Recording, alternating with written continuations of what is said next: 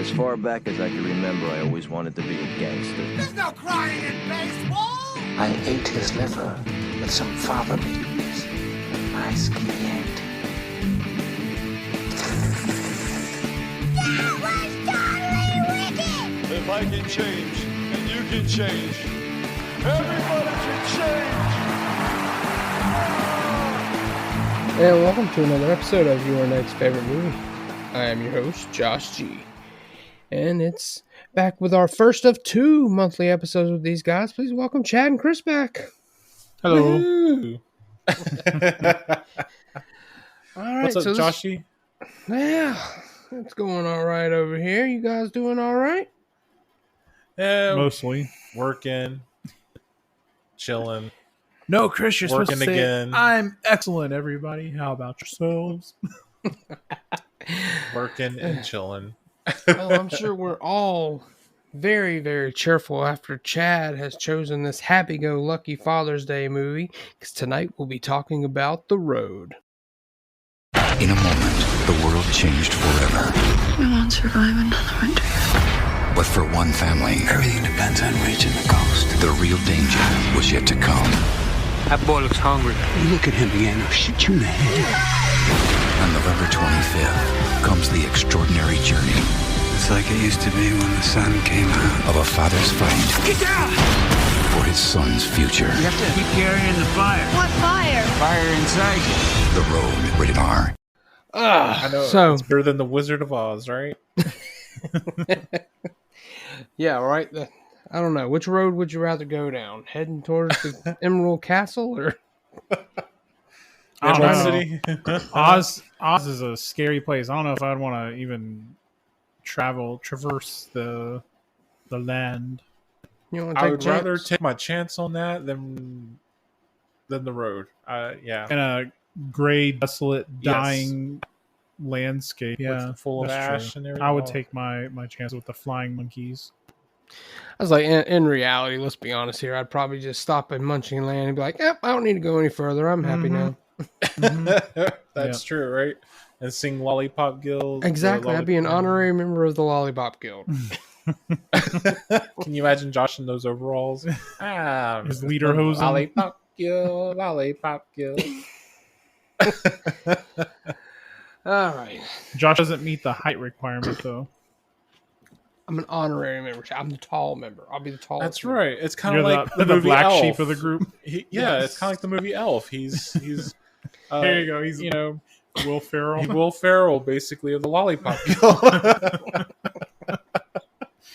I love it already. There we go.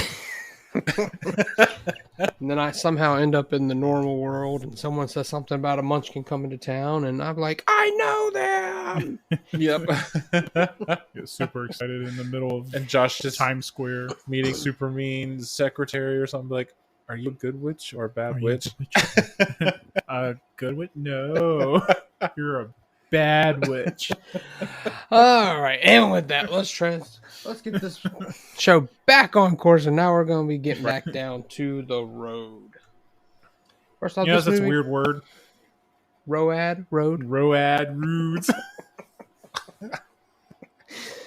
Chad's I'm not- sorry, Josh. Go ahead. Chad sounds like he took a little medicine before coming on. The roots, the roads. Roots,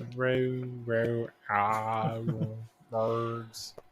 But yes, The Road was released, at least limited release, November 25th, 2009. Comes with a Rotten Tomato critic score of 73% and an audience score of 68%.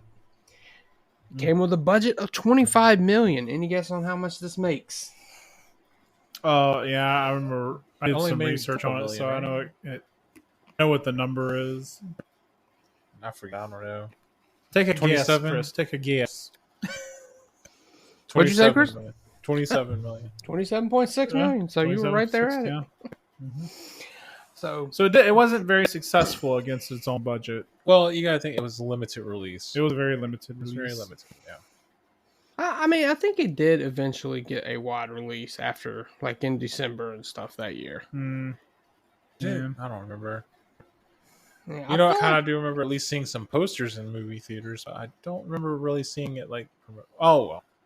Yeah, It was one of those so movies long you- ago. Chris Yeah, Henry is it gone. was, It's yeah. faded. But yeah, you could tell it's one of those movies that were definitely, I think, pushing for Oscar contendership. right.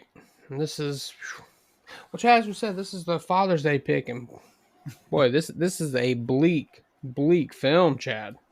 Very bleak, just like my soul. That's why I chose it. In case you haven't figured that Kind of out. sound like Maggie Smith there for saying, just like my soul. My soul. No, it was like Winona Ryder and Bram Stoker's Oh, yeah. Dracula. You have my body, but you'll never have my soul. No, was that that in the movie? Yeah, she said I was something thinking like of that. Robin Hood Men in Tights too. Oh, maybe. Maybe you're right. Oh my god! I can't believe we got that mixed up. Yeah, it was Robin Hood Men in Tights. Never mind. Wait, Amy, you yes. got Robin Hood Men in Tights and Bram Stoker's Dracula mixed up? Yeah, because I remember the line. I was like, I think that was Amy Aspect. You may have my body, but man. not my soul. Not my soul.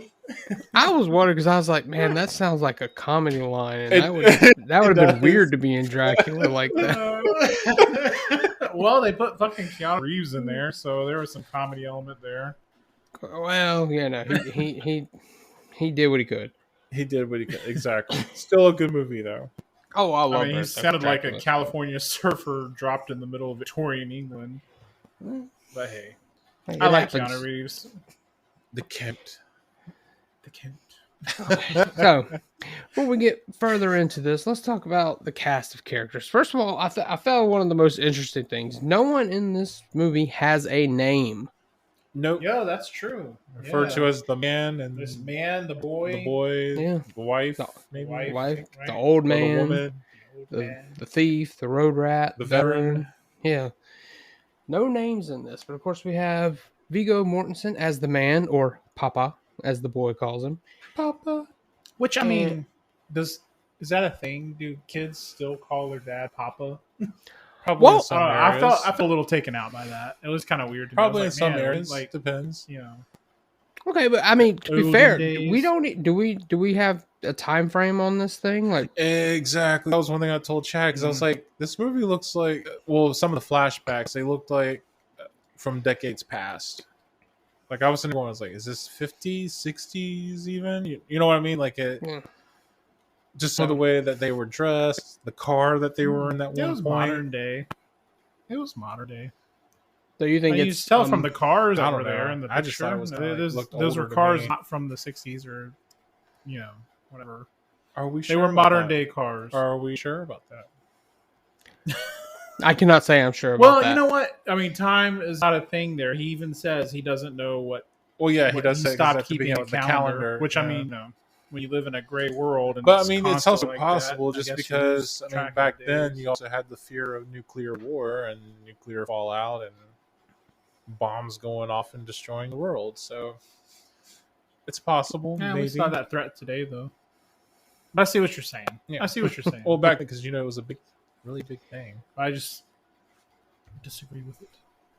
Well, it's just a possible idea. And then also, of course, as the boy, we have Cody Smith McPhee, which I'm guessing this was his first role, No, I think this was like his third movie. third movie, Yeah, because I was looking on his filmography and apparently he had like a couple other projects. Before. like big movies, or was this like? Not that Like I would can think recall. this was his first big. This movie, is probably right? his first big one, but Yeah, I do 'cause- remember at least seeing he had a couple other projects before this one, at least. Okay, because I read that he beat out like 200 people for this role, 200 other I believe kids. Kid roles can be hard to fill. It's hard Yeah. to cast kids.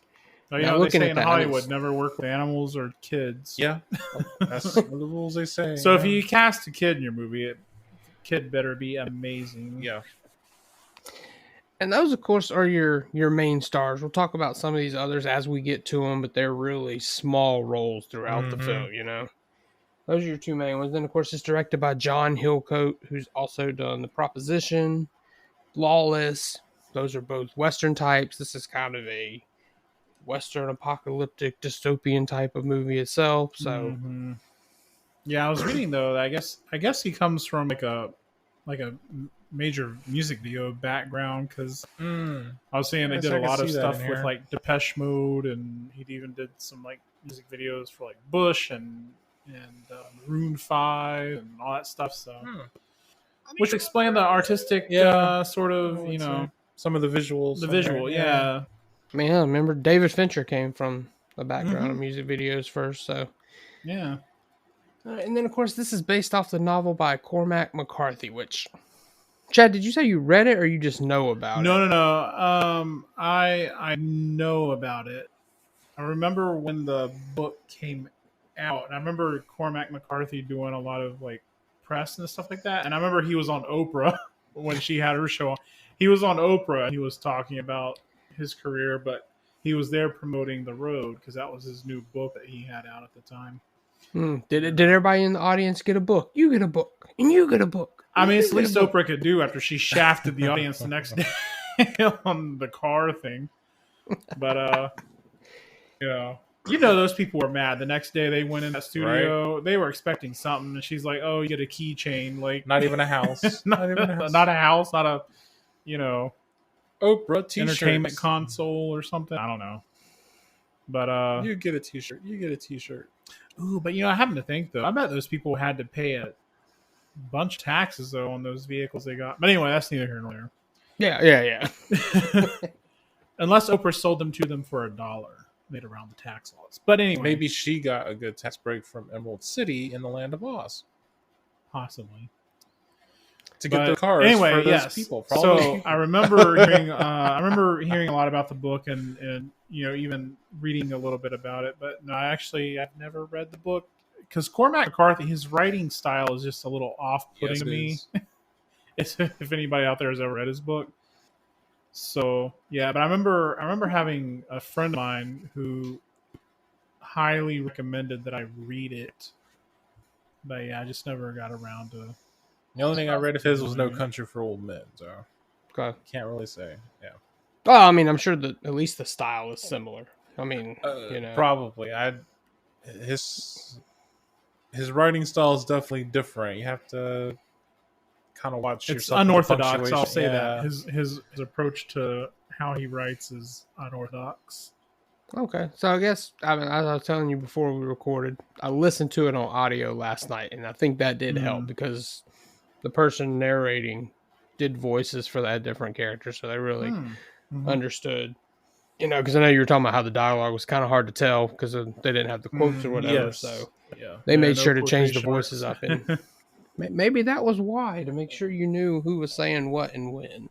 So Josh did his extra homework, his extra credit homework. Yeah, he went and read the book and watched the movie. The book at least. Yeah, but that's the way I've always been. I've always been like, I was the student that met like the minimum expectations to pass the class. So that's me. I just watched the movie. Okay, so let's just start with, what are your general overall thoughts of this movie? Chris, would you like to start it off? Oh, I don't know. It's your choice. You should probably go. General overall thoughts. Well, are you asking if I liked it? Yep. I mean, general thoughts. Yeah. Whether you liked it, what you liked. General feeling of the movie. Yeah, I liked it. I thought it was really well done. I thought it was a good character study type movie. I definitely really enjoyed the look and the feel and the atmosphere of the film. I thought it was really superbly done, I suppose. And it's a very layered story, very layered film. And it's one of those things you could really think about and analyze and peel back, things and I don't know. I mean, I really enjoyed it for that aspect. It's definitely a cerebral type movie, in my opinion. Okay. Chad, something I should have asked at the beginning. What made you decide to choose this for your choice this Father's Day anyway? If I'm being honest, I just knew that it was a father-son story. And it gave you a reason to finally watch it? And that gave me a reason to finally watch it. I was like, oh, hey, I knew it was a sort of a parent's love for their child and the lengths at which they're willing to go to, protect their child and everything. Yeah. So I thought, well, why not? Let's give it a whirl, because I had never seen the movie, so it Right. gave me an excuse to watch it. I agree. This. This was one that was on my list to watch for some time as well, and I hadn't taken the plunge. And sometimes that's what this show is good for. I watch stuff I hadn't, because I've watched quite a few movies doing this podcast that I wouldn't have watched before, or haven't watched, or haven't made time for, and now I have. But yeah, I gotta tell you, boy, this thing, like, it's good. It's well made, and for the most part, it's very faithful to the book as well. There are some things that are different, but for the most part, it's pretty faithful. But good Lord, this is dark. It's a very, and like even very like, dark just movie. just to look at is dark, because like you said, everything's very gray. sooty, Everything's right? Yep, everything's ash. That's what I was getting ready to say. Everything is ash around this place. Well, one of the things I had to do was turn off the lights in order to really watch it. Yeah. So I try to see a little bit more of the details from what I was seeing on the screen. It was, like you said, it was like all those grays and darks and everything. It was a little hard to see with some of a light on or something like that in the room. So I actually had to turn the light off. Oh, there you go. But one thing I didn't expect to get, and I will say I appreciated this, is it gives off a big theme of hope, especially from the side of the boy. The father's always, he's trying to be realistic, but it does come off as pessimistic, because the boy's always like, can't we do this? No. Yeah. I mean, it's a bunch of no's, bunch of no's. That was part of my definitely problem. Chimes a little in bit. with harsh That annoyed reality me. of things. Well, here's the thing. Like, it was a little okay, to me, I felt like it was a little hypocritical. Just because he was teaching the boy the whole time, be kind, be the good guy. Right. Basically watch out for other good people as well. And the moment the boy would stand up for those things, then he's like, no. Well, no, that's sort of the crux of the and whole I movie. understand a little bit of what the reason him doing that. Mm-hmm. But then on the other hand, it's like, you're not preaching what you're telling either. So be careful. Yeah, well, I definitely feel like that's really the whole point of the movie is like, how do you hold on to your humanity in a world that has lost its humanity, absolutely fucking upside down, and is dying. How do you hold on to your humanity, and how do you also teach that to your kids too? But when you're telling them to be good and stuff like that, but. And the thing is, I mean, in this movie, I mean, you see, I mean, obviously, I mean, everything's dead, basically, like the vegetation's dead, the animals are dead, people have turned to eating each other, as sort of a, barbaric last resort in a lot of ways. But the weird thing is glimpses of hope, because they're able to find the beetle, some bugs and the beetle that are still alive. So life will... In a way, you can say the movie will tell you that life will find a way. Right. Well, yeah. I mean, let me tell you, the Earth will be around a lot longer than mankind will ever be. So, mankind will die out. The Earth is resilient. The Earth will come back. But the thing I really liked about this movie, and I was thinking about it today, is it reminded me, because they don't explain like how. They don't explain like what happened to the Earth. They don't explain what happened, which I think is kind of it's a neat idea, because it allows you to sort of form your own narrative around that. But I was thinking today of a book that I had read a couple of years ago called The Sixth Extinction. And basically it's a book that talks about how humanity, how man is going to be our own downfall, because of how we are treating the earth, treating the environment, things like that, and how, we like to think that, people, ancient humans and people in the past sort of lived harmoniously with the environment. But the truth is, when you look at the evidence, like, humans, as long as we've been around, have been horrible to our environment. made other species go extinct for as long back as humans have existed. And I think what I really like about this film, it reminds me of that, because it's definitely a film that is, to me, gives this idea that that mankind's avarice is our greatest weakness, and it's going to be the thing that really ends up shaking us down eventually at some point, because we humanity, at the end of the day, we don't care as long as as long as we're getting what we need here and now. It doesn't really matter what happens to anything else, because we always sort of live on that. Treat the symptoms as they come, rather than sort of preventative care, if that makes sense. Right. Yeah. Yep.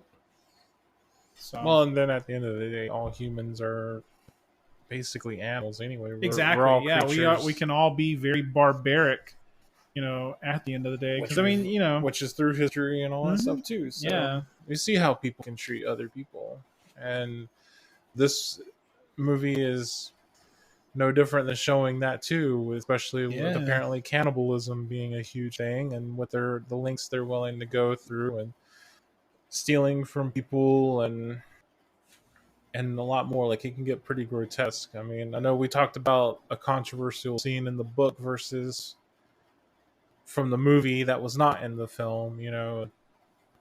It just shows how, like Chad said, how barbaric people can be. But it's what happens is just that people go to that simple mind of survival. It's like that. What is it, like the lizard brain? Yeah, the primal brain. It's the primal brain. You're willing to do whatever you have to do to survive. It's just all about thinking of survival. Mm-hmm. Yeah, and I think it does a good job of showing. He talked about the man and how he's saying one thing, but he's doing another, because it is a fine line in this world between being a good guy and a bad guy.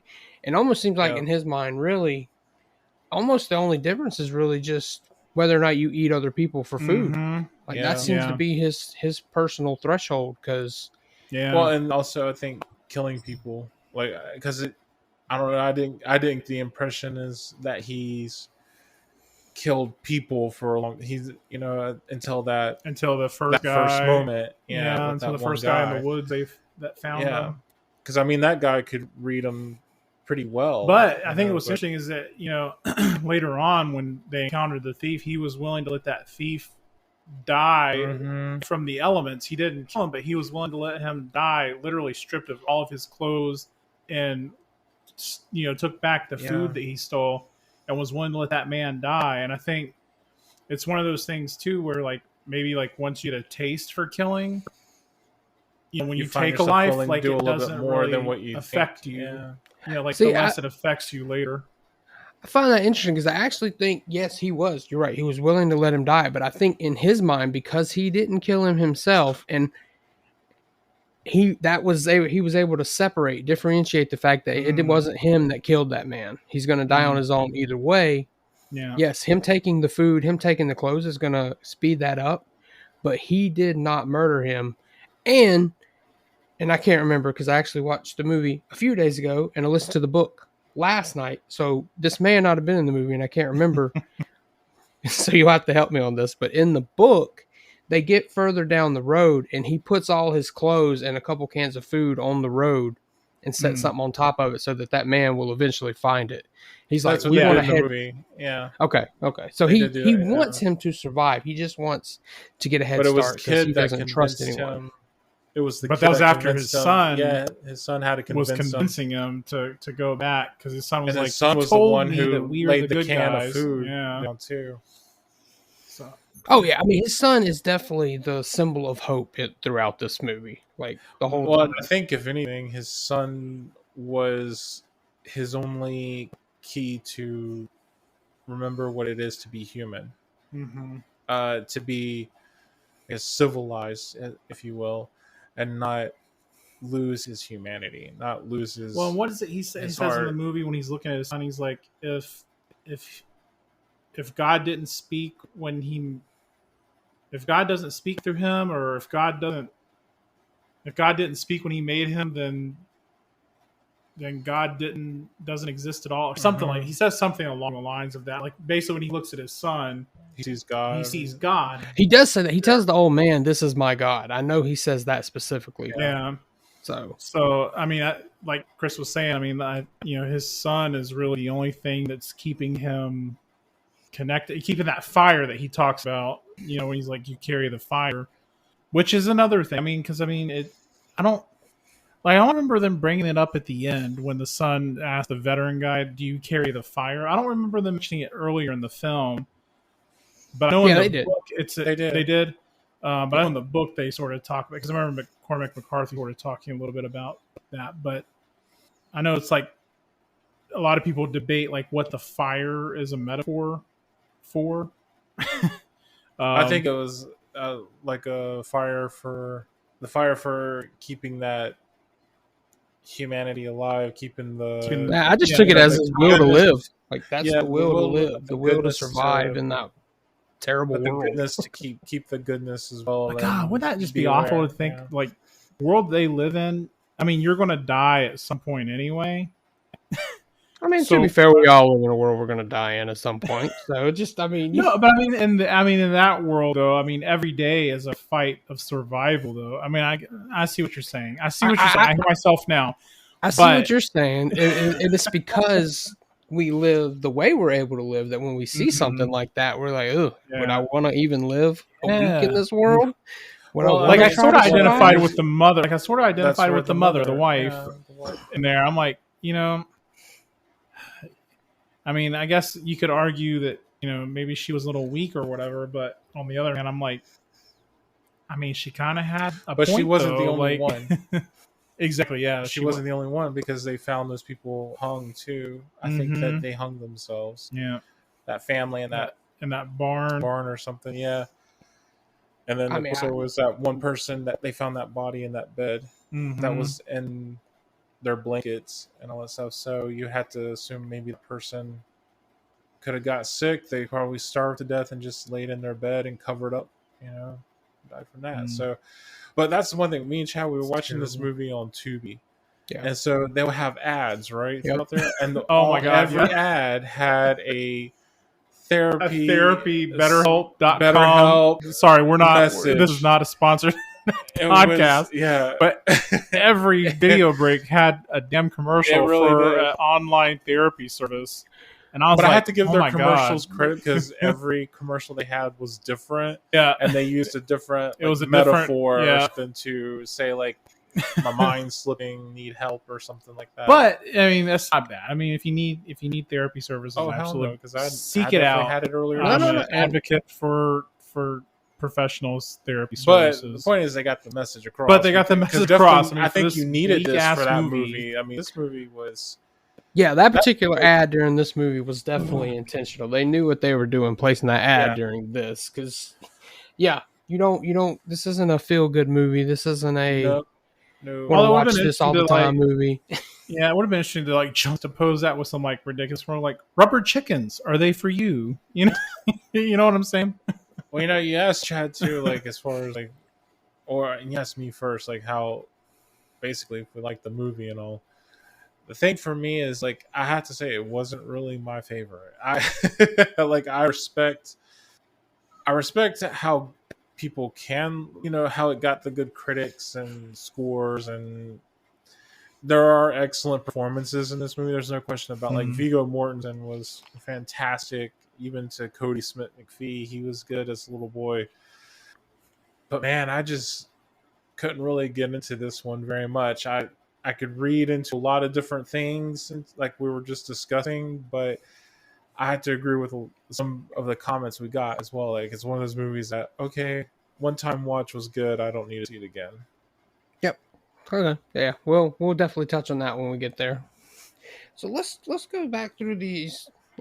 I guess we'll start with the flashbacks. The woman played by Charlize Theron. So they starts off with them two together. She's pregnant, so she's giving birth right after this thing has started. It seems like. Yeah, because she was only in the movie for maybe 10 minutes if she was lucky. Yeah, I am surprised they had the name they got for that role. they expanded her role for this movie compared to the book, from what I understand. Yeah, I mean, yeah, you don't get. I mean, you don't get a lot of her either one. So I'm surprised they went with a name as big as hers for a role as small as this. Yeah, especially at the time, right? Yeah, because that was like she was close. That's sort of right near Well, her Oscar 2005, win. she Yeah. won the Oscar. Well, 2006, I guess technically, but she won it for Monster. So I mean, she was doing some pretty big movies thereafter. Like, I think her last Oscar nomination after that was North Country or Northern something. Country, North I think. Country or something. Yeah, Yeah. North Country. Yeah. So, I mean, I know that at least was like a couple years before this one, perhaps. Right. So she's a big name, and it's kind of surprising she had this kind of tiny role, but at the same time, it was important because it was part of.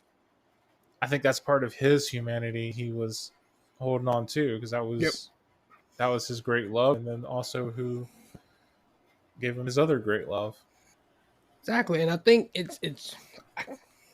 I don't know. I mean, I'm a father, but I'm not a mother, so I don't know. And I don't think my wife could ever do this. Like the fact that she's willing to go off. She doesn't want to live in this world, but she wants him to take care of their son. Even before she gave birth, remember, like there's that scene where her water had already broke, but she's walking. She's like, I don't want to do this. I don't want to give birth. I don't want to push. And then here she is, we're at that dinner table as well, where she told him, like, my heart broke the day that he was born. Well, so I mean, knowing like, the world they live in, Mhm. yeah. And I mean, it's gotta be rough. she gave it a good try. I mean, she held out for many years before she finally decided. Mm-mm. And plus, they only had the 2 bullets, so she knew that. It came down to it. And she was getting kind of mean with the husband there, like.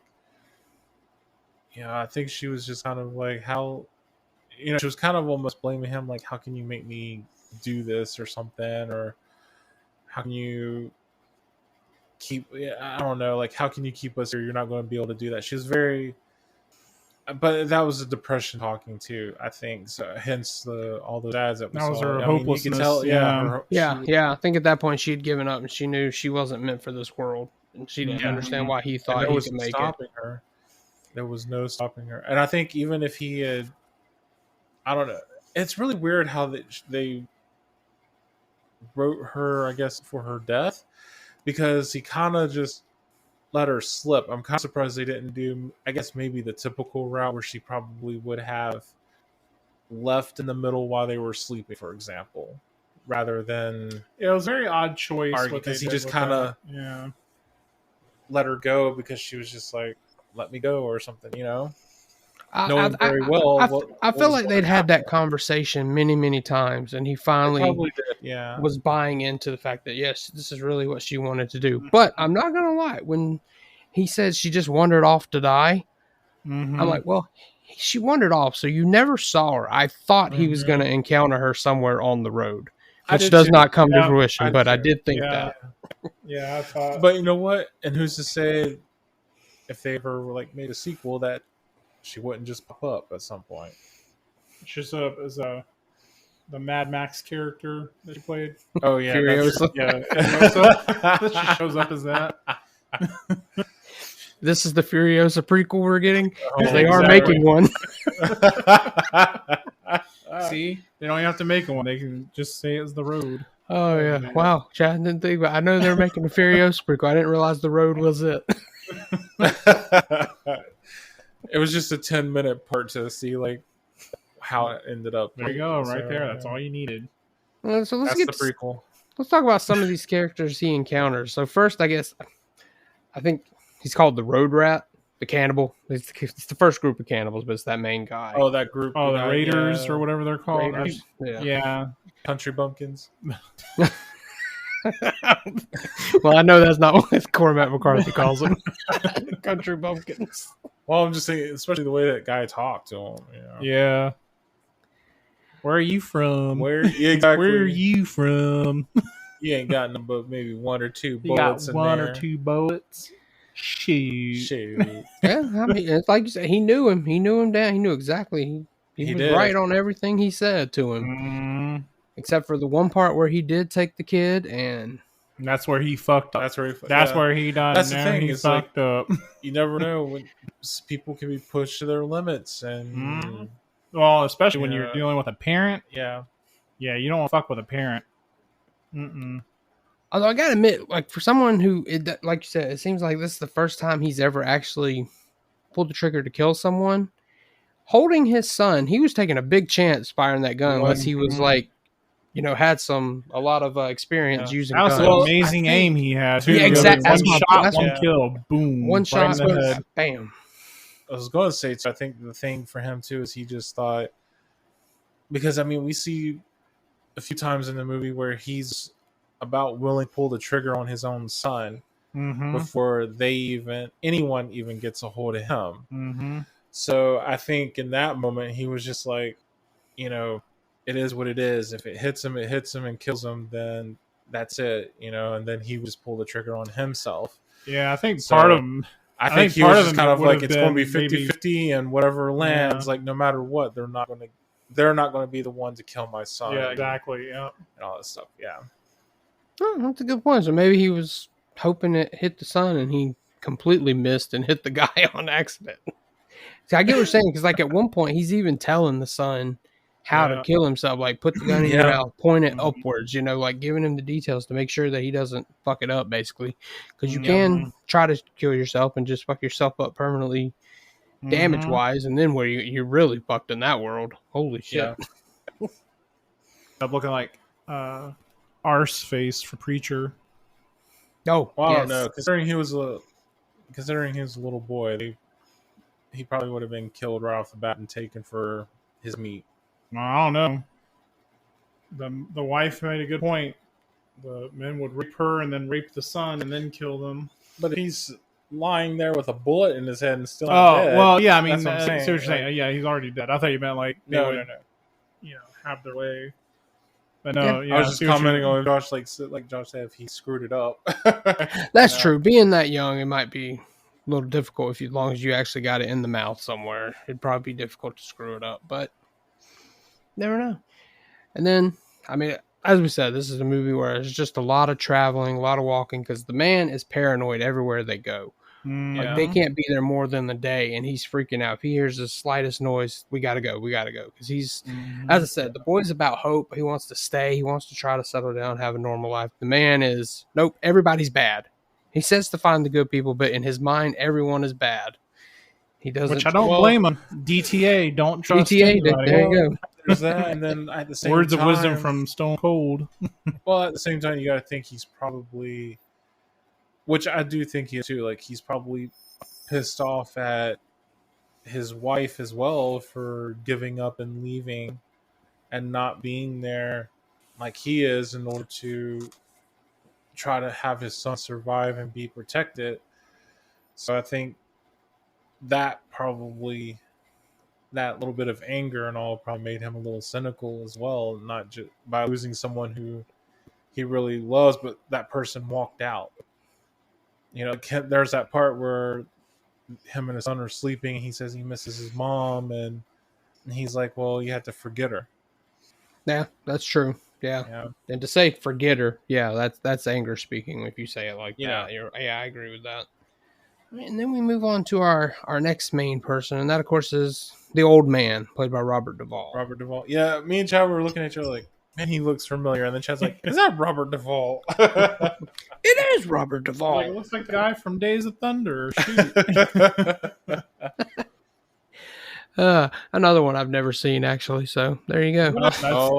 You know what? Now you're going to have your viewers see it. I think, I don't know. I don't call it NASCAR, but I think we're entering NASCAR season here. Yeah, I think so too.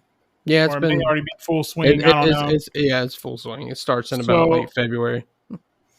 I don't know when the big final race is, but we should watch it for the month that the big final race is. It's a good movie. It's one of my favorites. Well, I'm gonna take your word on that, because I watched Top Gun for the first time last year, and overrated. Sorry, overrated. But anyway, we're not talking about Top Gun or Days of Thunder right now. The old man. What were your thoughts on the old man and how this interaction went? Especially from the boy, because once again, It it's was the a boy very that gets everything. Well, it was a good performance. well, it was good. But I think it was just another lesson in showing that, he's been telling his son basically to be a good guy.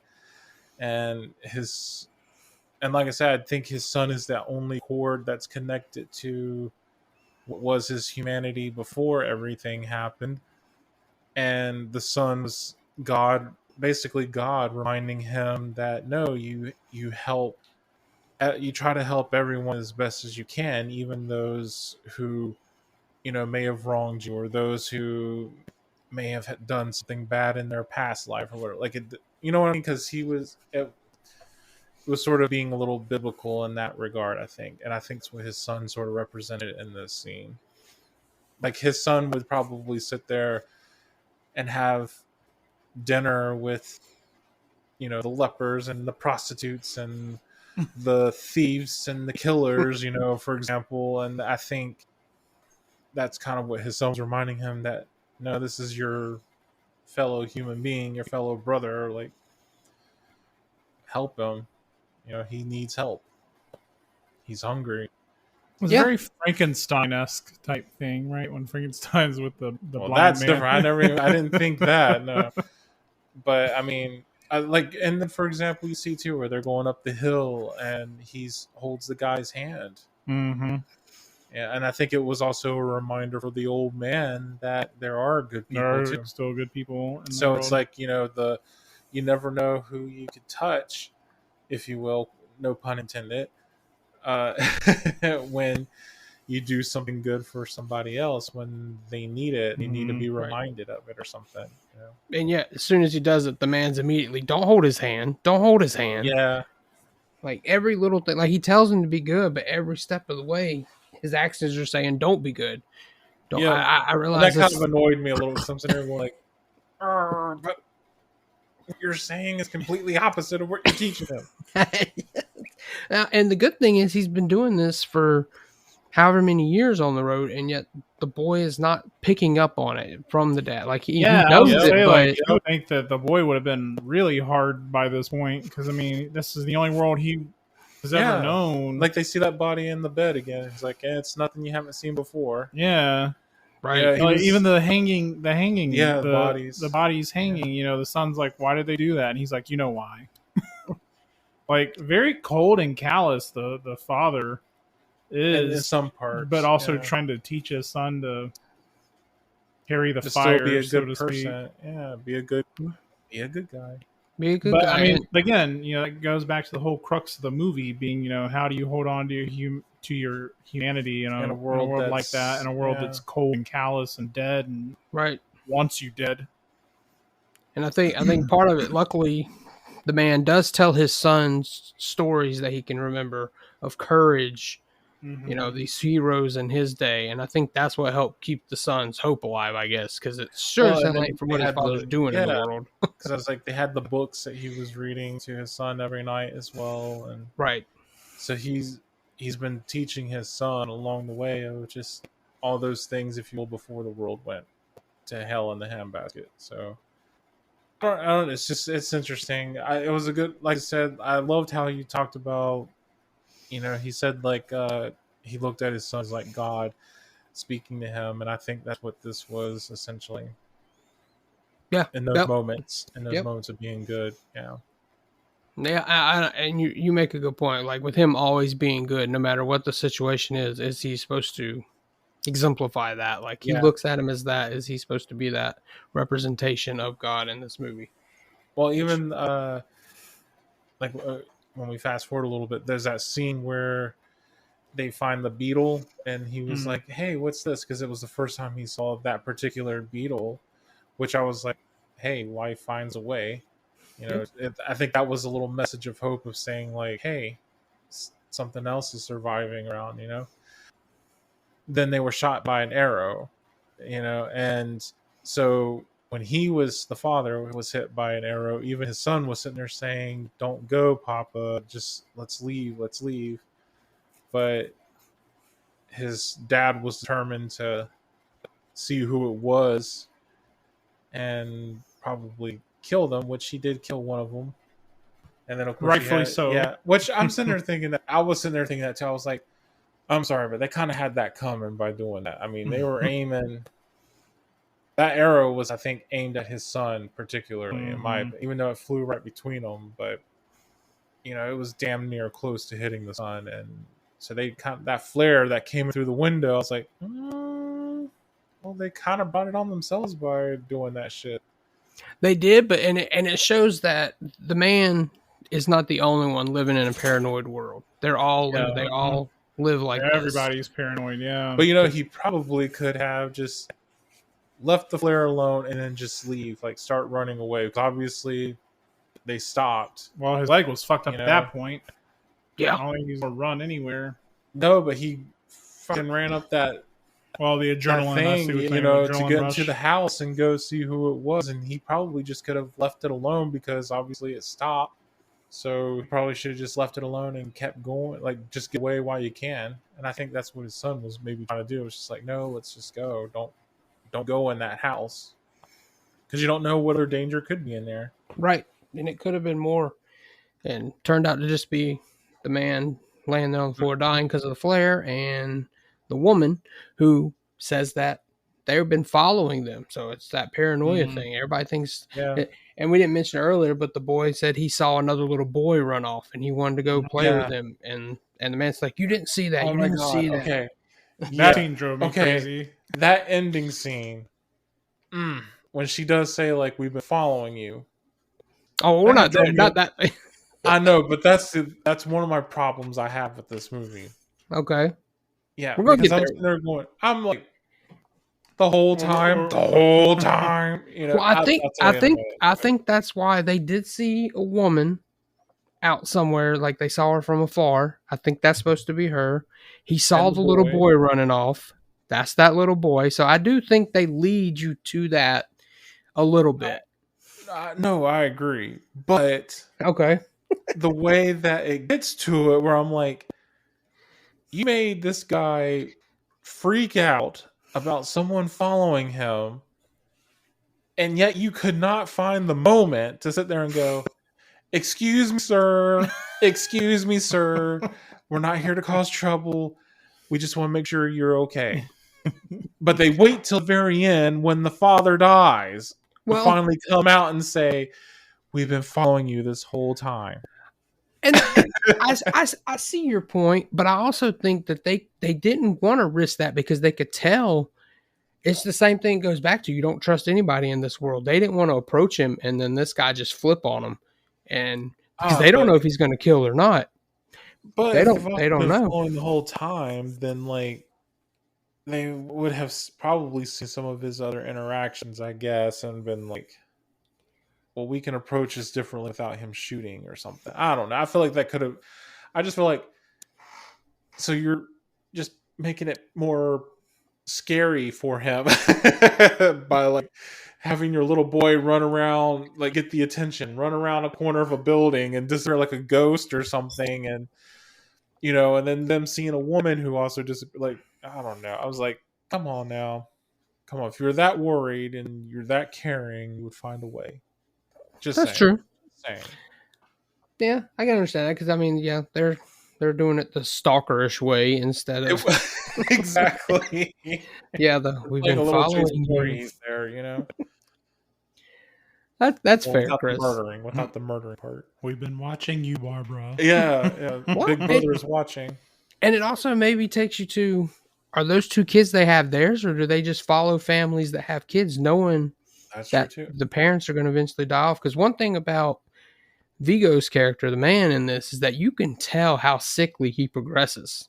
Well, I will say there are some scenes he looks really sick, and then the next scene he'll have color back, and I'm like, well, wait a minute now. He was looking a lot sicklier the scene before that. He started coughing a little bit more frequently. I told Chad from that point, I was like, oh, he's got pneumonia. He's got the COVID. Is this a COVID world, Chad? It triggered me. This movie triggered me with the COVID. Yeah. Oh, okay. Well, that's fair. Because it can lead to pneumonia. So That's pretty much But what I that can't is. blame them because they were out in those elements sometimes, sleeping literally outside. And the rain next to the ocean and the cold. Yeah. And then there's that I'm like, moment he dived in the ocean, get to that ship to see if there was. He got a flare gun out of it. Spies. Yeah, he got a flare gun. That's Get where he got the spies flare from gun. him, but that didn't help him with his condition very much. And so I guess because he knew he needed his clothes to be dry, that's why he took all his clothes off so he didn't Yeah. wet the only Yep. clothes he had, because otherwise Yep. he would never be able to get warm. So I get it. Man. And the first time they were able to take a bath, I was like, "Oh, those poor people! Like, I can't even imagine. Like, the smell. Like, yeah." You And then haven't thought of the, smell? one of You the first bitch. scenes where they're in the tent, Yeah. and Viggo Mortensen was taking off his shoes and his socks. I'm sitting there going, "You know that's gotta be bad. You know that's got to be bad." Josh was triggered. I was honestly expecting his son to be like, "Dad, your feet stink," or something. You know, I mean, you know, I don't know. I think at this point they're probably all used to it because they've never. Exactly, yeah. That boy's never smelled cleanliness. All their, feet were really wrapped, which I understand that. And then there was like the stranger guy that he made him strip. Even had plastic bags on his feet and stuff too. So, oh man, I don't know.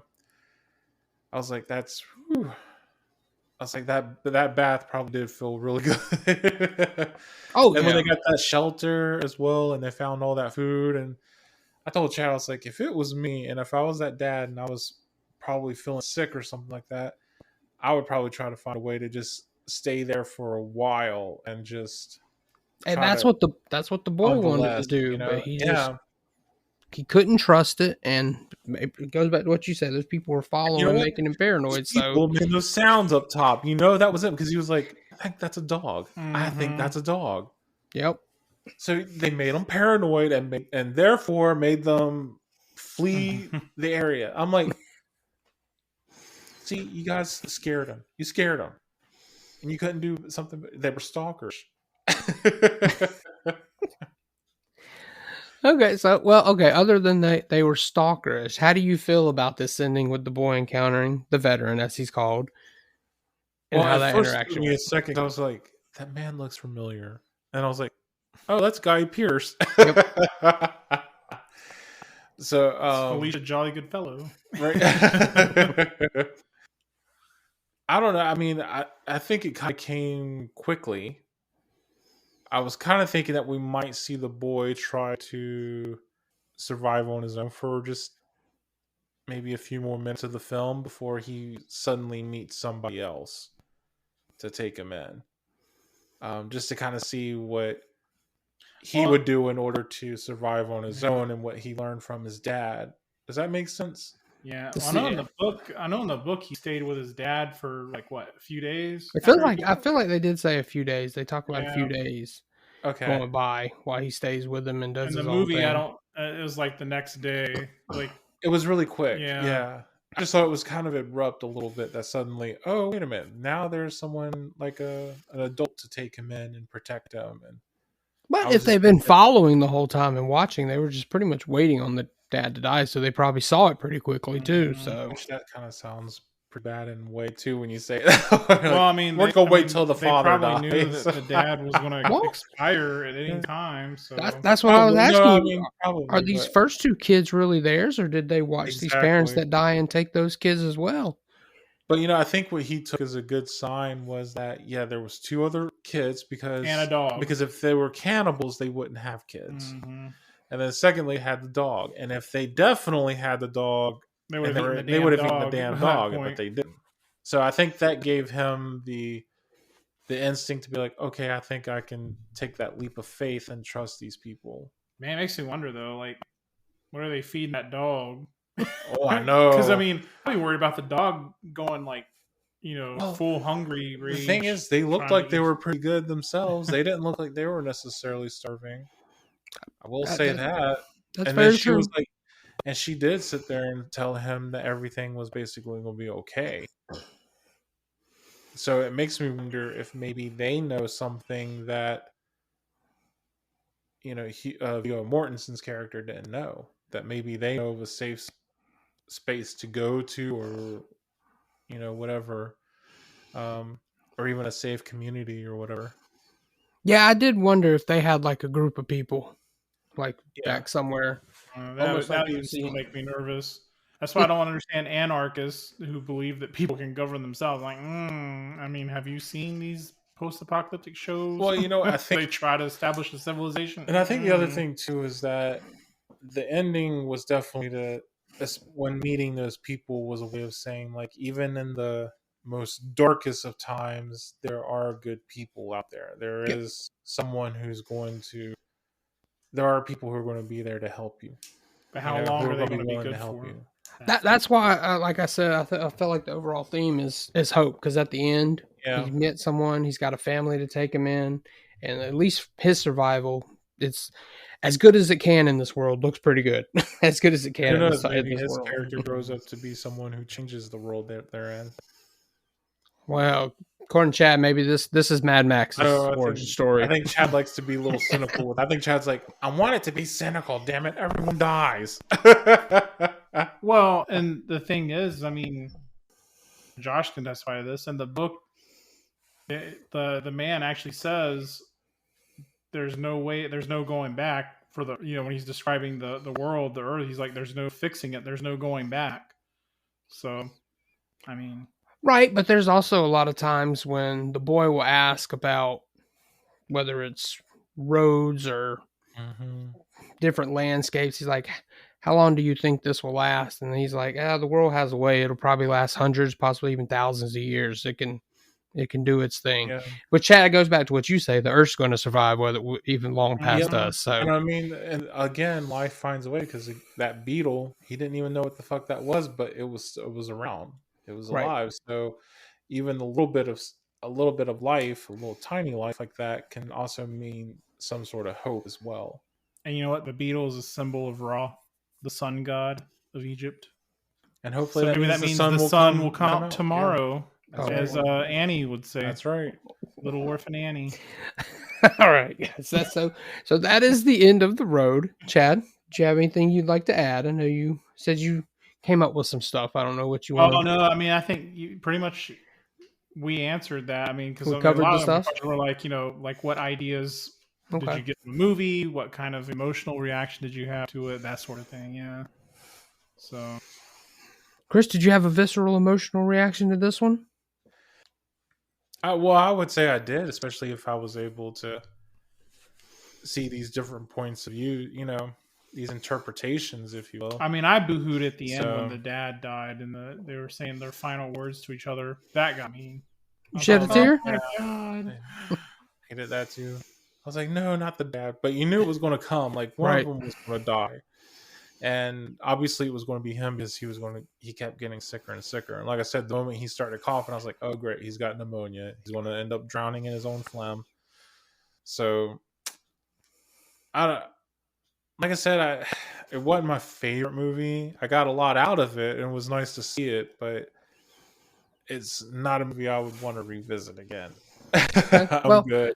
I'll tell you what, Chris, before you get into that, before we get into our ratings, let's go to what the listeners R had rating. to say. Yeah, and then we'll get into our rating. Yeah. Yes, an R. This movie has an R like rating. hard R. It's Yeah, a it's hard R rating. R. All right, so- rating, right? all right, so now we'll get into listener comments. Listener comments. All right, I'm going to start off with the Salsa Verde podcast, and they said, I started reading the book in Spanish. Never finished it, but the movie was good. Glad you liked the movie. Yeah, I think that's maybe a testament to Cormac McCarthy's unorthodox writing technique. That's Could be. Could be. With his unorthodox and then it translating to Spanish, I don't know. I don't know how that translation would go, because it might make it even more confusing. Sometimes translations can mess up stuff. Lost in translation. Yeah, there you go. There you go. Another good movie. That's a good one. Another one I haven't seen. Josh, I think I have someone that wants to do that movie. I think I know someone who has that as one of their favorites, so might be one I end up seeing. So you should. all right, so we'll start off with my buddy Carlo over at the Movie Loot. Hi, Carlo. He said He says, "Oh, this is a good one. I wrote something about it a while ago. But anyway, I love how much it relies on visuals rather than dialogue, and how much Viggo takes advantage on those silent moments. Bleak and depressing, but a great film at it." And he did put a link to an article he wrote, which I did go ahead and read. And he wrote a good article on it. So it's discover.hubpages.com. So I don't know. If you go to my page and find this particular thread, you can find the link where he put if you want to read what he wrote. All right. So my buddy Mark from the Digital Dissection podcast says, "You get to see the raw power of Viggo's fine posterior in this." Well, I will say, I thought he had actually a pretty nice booty on him for being really skinny, though. It's like the fat stayed in his butt, but just not everywhere else. And to be fair, like muscle. That was pure. it was pure muscle. So now it makes us there and go, damn. So him pumped Crack a up, walnut. what the ass has got to be like then. Too. Well, to be fair, 2 years before this, he was in Eastern Promises and did a naked fight in the bathroom, so you can see it there too. Yeah, that's true. And I mean, I'm sure it's one of those butts you can eat breakfast right off of. Our buddy Sean at Cheap Seat Review says, "Great film, but it's hard to watch." Which it is. All right, my buddy Pete at Middle Class Film Class says, "The Road is in the category of movies where you only ever want and need to see it once, but I'm glad I watched it. Schindler's List, Martyrs, Begotten, you know what I'm talking about. I'll never forget the basement scene. Ever." Let's not forget Sophie's Choice. You've not seen Sophie's Choice? I've seen it. No. Yes, I saw it, Chris. It's a good movie. It's a good movie, but holy shit. That's depressing. That's another one we have to get Josh to watch. Yeah. I'm not anyway. Is that on the one-time watch for you list, Chris? Is that on the one-time watch list for you? I would actually watch it again. Okay. Chris is like, Meryl Streep is perfect for anything. No, well, that's true too. Like in family. Shoot, was the Modern Family? The one guy was it Cameron? I think was the bigger guy. Yeah. He was like, Meryl Streep is perfect for anything. She could be cast as Batman, and she would be perfect. That's true. That's Chris. He's right. He's right. So anything with Meryl Streep, Chris is on. I'm Vengeance.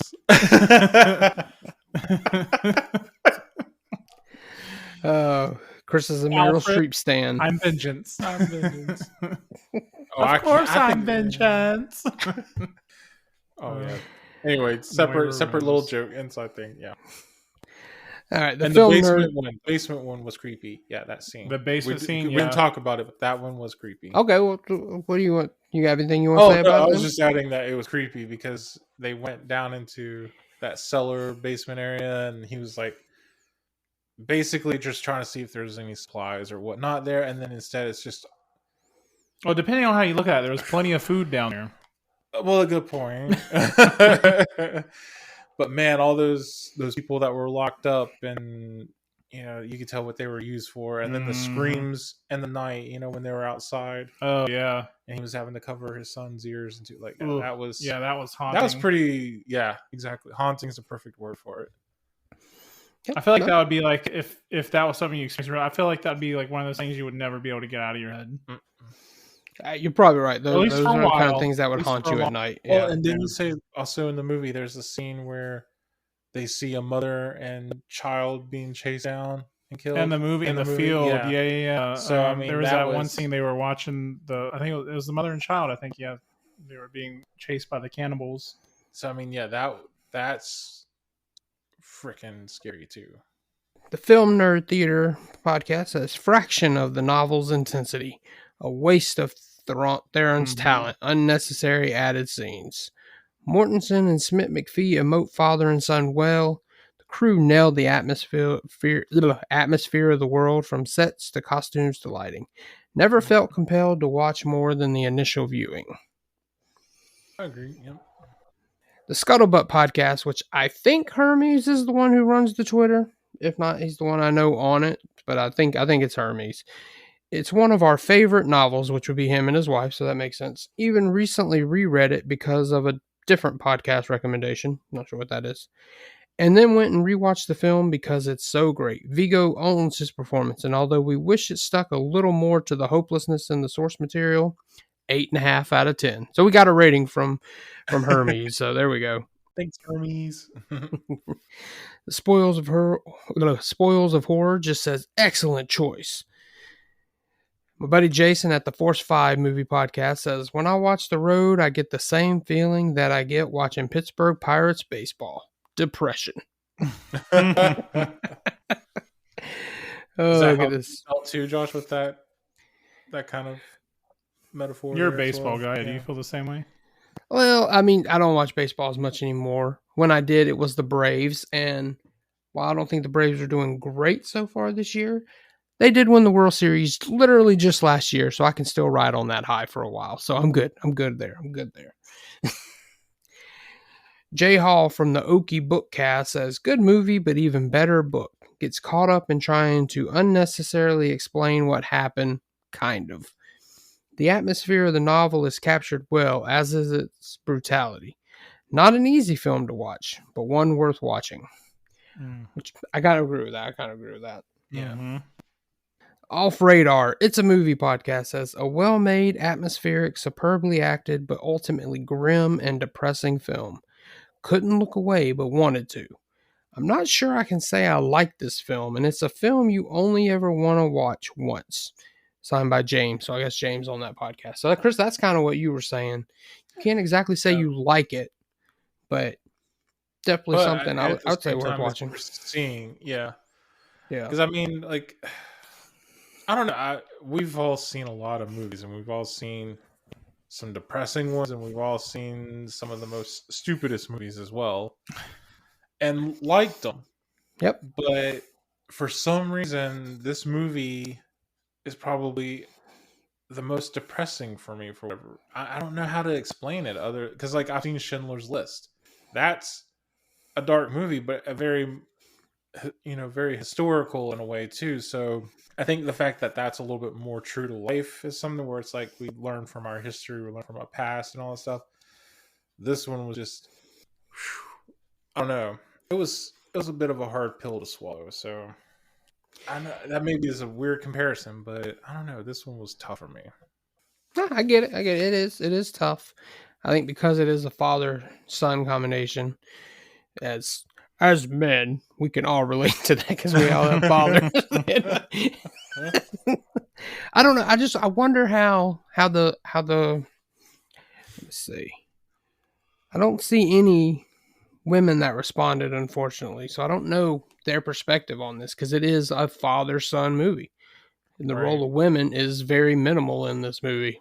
So it is, because a lot of the characters, or the majority of characters in here, are male as well, and I think that's the other thing that I was trying to interpret in my head was, does this also maybe in some respect talk about masculinity? Does it somehow talk about a little bit of the male perspective? Yeah, because I wouldn't doubt it. 'Cause, I mean, we you sit there and about think it. of like men as more like hunter, gatherers, protectors, and stuff like that. But then, and then some of the attitudes that reflects in this movie that talks about like survival is kind of like something you would probably see in a prison system too, to some extent. So, and that could get crazy.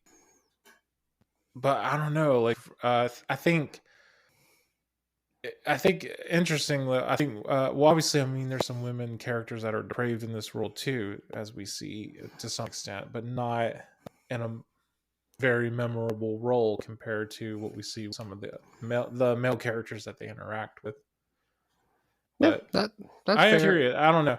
I was thinking of that interpretation, but I am curious about some of the female perspective as well on this movie. All right, so let's keep going. I'll see if I find any, but I don't think there are. But for now, the Nerdstalgic podcast says the film's way better than the book. And that's the first one that said that, because most of them were saying the book is a little bit better. So that was the first one that actually said the movie's better than the book. Let's see. My buddy Justin, who sometimes does guest hosting on the Film Effect podcast, says, I only saw it once when it first came out on DVD and don't really remember much about it, so I wouldn't have anything interesting to add. I've been meaning to go back and check it out. Well, sorry. Oh, well, Justin, definitely check it out, Justin. Go back, give it a revisit. But to him, Kelly Madden, who is one of the co-hosts on Drunk Theory podcast, says, "Me too. I saw it, but it's been a really long time. I'll have to revisit this one." Just make sure you're in the mood for it. Make sure. Yeah. If you're- That well, it's- you know what? I do have. it's a good 2 I'll hour tell you what. movie, and it's tough. I'll tell you what. This is a good movie. My buddy Pete, who already responded on here, he does these things every couple months where he'll watch 3 or 4, and he literally calls it Depress Fest, where he likes to watch the most bleak movies he can find. And I think this would go under that category very well. I would say so. Yeah. All right, Chad, your new best friend, my buddy Jeff Hunt, Professor J, as you know him. He says, "I love this novel, and I thought the adaptation was done really well. As a father of a son, this story hit a lot of notes for me." I can see that. I understand that. My buddy Nick from the Film Shake podcast says, "Man, I just love the book so much. The movie was never going to live up to it for me. It's definitely solid, but the book is just so much better and also far more messed up. But that's just Cormac McCarthy in general." To which his partner on Film Shake, Jordan, responded, "Nick can never separate himself in a movie from the book, so don't listen to him. That being said, I thought it was alright."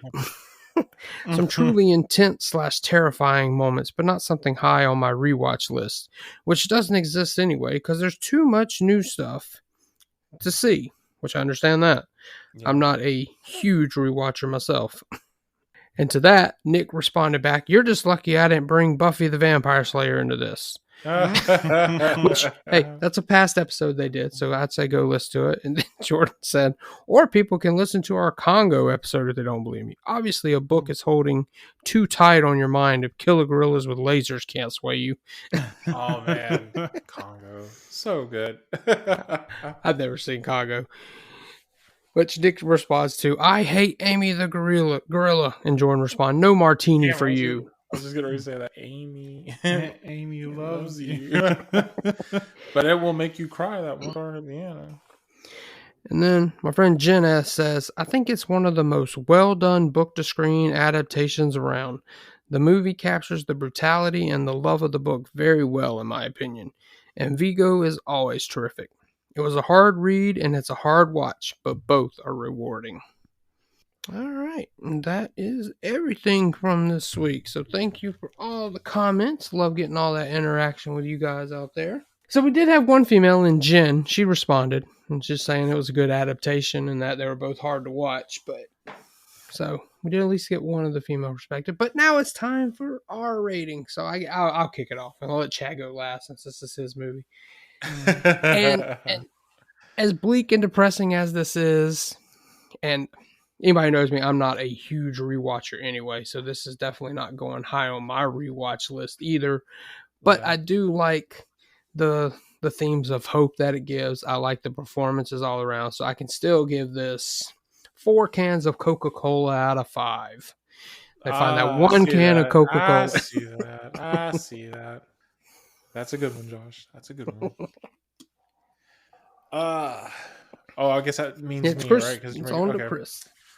I have a hard time because on Letterboxd, I right now have 2 stars on it. Ooh. But I'm also thinking I'm moving that up to maybe 3, just to kind of be in the halfway point for me.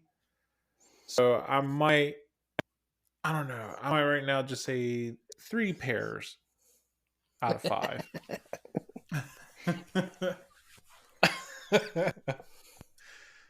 All right, and I'm with Josh on this. I'm gonna,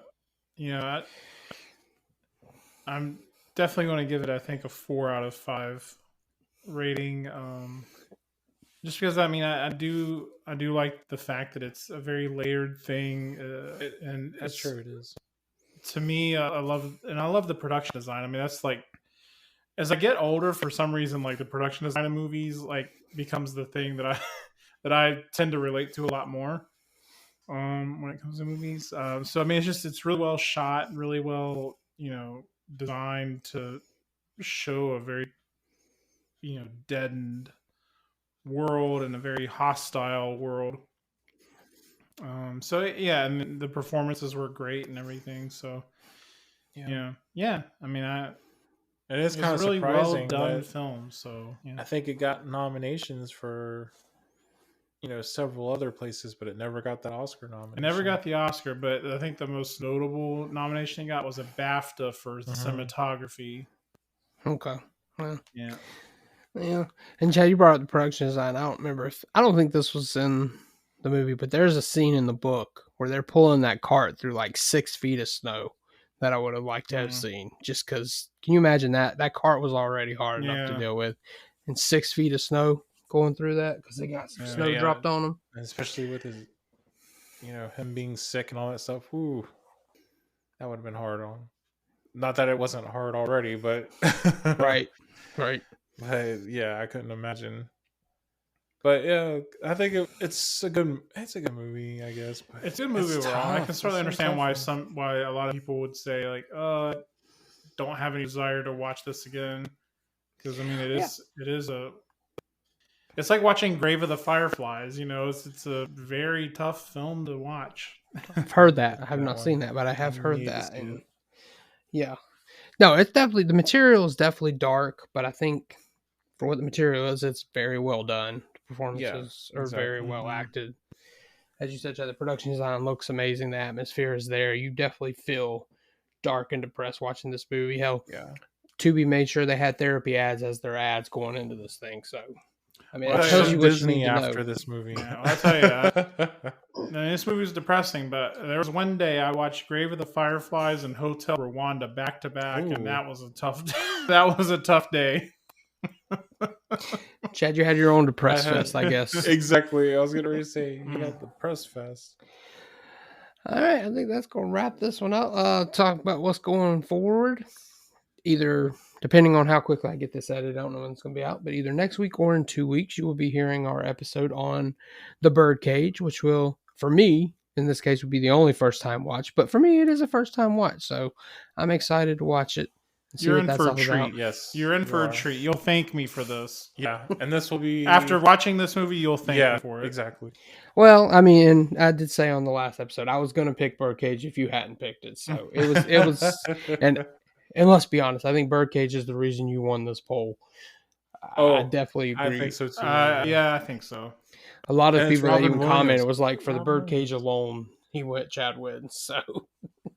Oh, I can't wait for Josh to see this one and get his reaction. Yeah. I think we're all looking forward to it.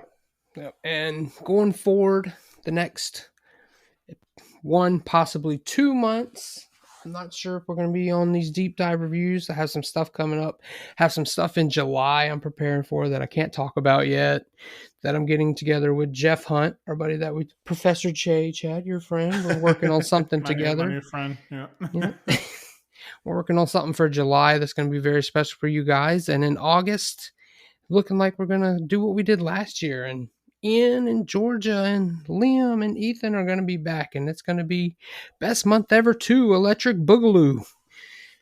So we'll have them on for the entire month. But don't worry, you will still get to hear Chad and Chris. I know at least for one fact they will be back with the Pocus Hocus guys and discussing Parasite probably either later this month or at the beginning of July. Not sure when episode's going to air yet. So you will still hear them on the show. I might get them another interview or two to help me out, line up and get them back on the air some. And other than that, like I said, next week you might hear the Birdcage, or it might be 2 weeks. Not sure how it's going to work out. But before we go, Chad, tell everybody where they can find you. Instagram, Twitter, and Letterboxd at Green Screen Grin. And then me on Instagram, it's X-Topher of Oz, and then on Twitter it's CBC Monkey, and on Letterboxd it's just find Chad or Josh, and you guys can find me there through their. We've been doing this for how long now? You still are just like, It's one of those two. Find them. It's a brand. It's branding, darling, branding. That's always, you just go to linktr.ee/YNF movie pod. You can find social media, podcast platforms, YouTube channel, my personal letterbox, so that you can see what I'm watching that's not included on the podcast. Could be a wide variety of things, from the It Man movies to a lot of kids movies with the kids. So never know what's going to pop up on my letterbox list. So definitely want to check that out. But until next time, you guys take care.